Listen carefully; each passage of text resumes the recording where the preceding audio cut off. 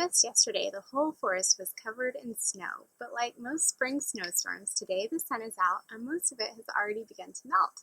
So this actually turns out to be perfect weather for sap runs when the air warms up during the day, but it's been cold overnight. And it's got just that little bit of coolness in the air that makes your nose run a little bit and puts you in the mood for a cup of hot tea. And that reminded me that I had something in the pantry that I was really looking forward to getting out just in this season, when winter is starting to fade into spring, when things still aren't quite in bud and in leaf yet, but you can still enjoy the harvests that you gathered last year. And so what I went to get from the pantry today were dried chokecherries.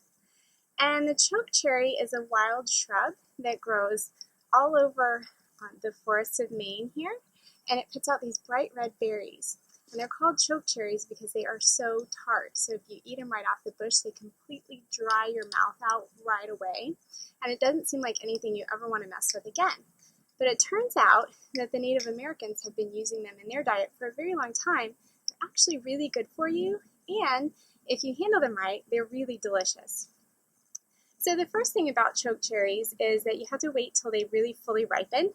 So waiting till the end of the season when they've gotten really fully deep red. And then you just harvest them in big clumps right off the bush and you let them sun dry. And it's really important to dry them because they have these pits on the inside that contain chemicals that aren't really good for you. But just the heat of sun drying destroys those chemicals so that they're no longer harmful for you, but only nutritious. And that way you don't have to take all the little pits out. So alternatively, you can cook them, but just the heat from the sun alone is enough to do the trick. And then you just put them away in storage for when you want to get them out again. Now the great thing about it is that this drying process makes them super, super sweet. And so you can take them right the way they are and soak them and make something like a jelly. Or what we like to do is grind them, put them through a grinder like you would a coffee grinder.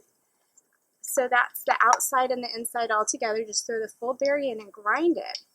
And they are in the cherry family, so they have this really rich, sweet cherry flavor, but it's actually more like almond. It's just a really amazing smell, and that gets released when you grind it. And now you can make some really cool things with it, like a hot cup of tea for an early spring day.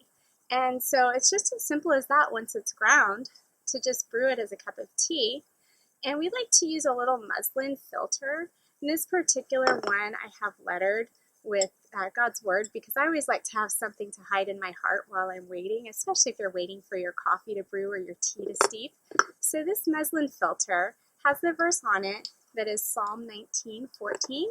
Let the words of my mouth and the meditation of my heart be acceptable in thy sight, O Lord, my strength and my redeemer. And this filter just fits over a mason jar. And you just put one kind of rounded spoonful of tea in for every cup that you're brewing. So I usually brew cups 2 at a time for me and Joe, but you could do up to 4 cups in a quart mason jar. And then just cover that with hot water and let it steep for your tea.